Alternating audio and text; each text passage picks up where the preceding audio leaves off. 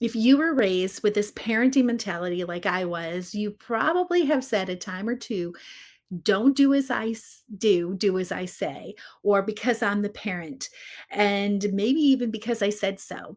These types of comments to our children literally play a part in how they're looking at us and how we're actually approaching our authority as parents.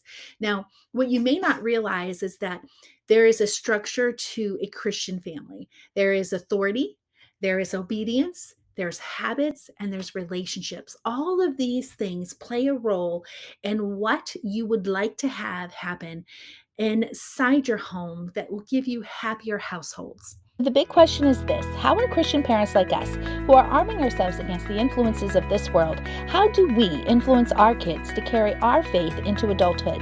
That is the question, and this show will give you the answers. My name is Dolly Freeman, and welcome to Influencing Your Kids. When any of the authority or obedience is out of place, you're going to have chaos, you're going to have conflict, you're going to have total disaster. I want you to think about authority as an elliptical orbit. This is something that Charlotte Mason speaks about in her original writings. You have elliptical orbits, much like the sun and the solar system had their orbits and how the planets go around the sun. I want you to look at authority one way as one of those orbits. And then I want you to look at obedience as another one of those orbits. What would happen if we literally approached our authority and our children approached obedience in a way that caused us to have a perfect orbit around the sun? Yes, I'm talking scriptural here. I'm talking spiritual around God.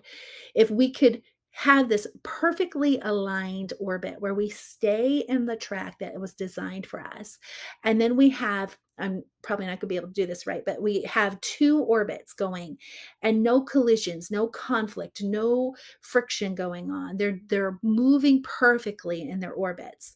But what happens if, like, let's say the authority of a parent gets a little off culture here, and then we have the obedience, and all of a sudden we're going to collide. We're going to have total conflict and a disaster on our hands. That's what happens inside a family when a parent steps outside of their Christ like authority, meaning that they're forceful, they're harsh, they require something from their children in the wrong attitude. Even if it's the right thing in the wrong attitude, you are approaching your parental authority the wrong way. Now, when your children are born to you, I want you to take it all the way back to your birth of your first, second, third. It doesn't matter how many children. Your mentality is the same at the very beginning. It's a newness. And in that newness, the authority is perfect. You are taking care of your child in a loving way. You raise them and encouraging and praising them to learn new things and grow in the growth that is expected of us. You know, we always take our kids to the doctors to see if they're on the growth spurts and to make sure that they're on the growth charts and making sure that they're growing and developing in the right way. But then something happens where we no longer think about those things and we never are approaching parenting with the same encouraging and praising way. And when that changes, the obedience level changes as well. And it all comes because all of a sudden we're forcing ourselves into our children's orbit and we're forcing them to obey us. And so all of a sudden, if you think about the solar system and you think about debris in the solar system and how you have the meteors of those debris coming and going into places and how they could literally create craters if they hit at a right speed.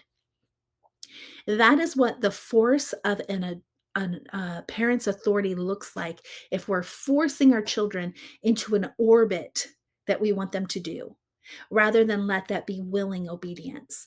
And the more we cause that, the more their orbit changes.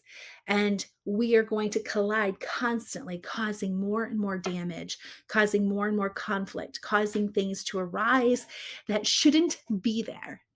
So when we take a step back and we think about how we're supposed to approach parenting, think about how you did it in those early years. You were loving, you were patient, you even in your tired. I mean, I have spent countless nights being awake with a sick child, and I was patient through it. Yes, there came a point where I was too fatigued and needed care myself, but I approached it still with patience and love.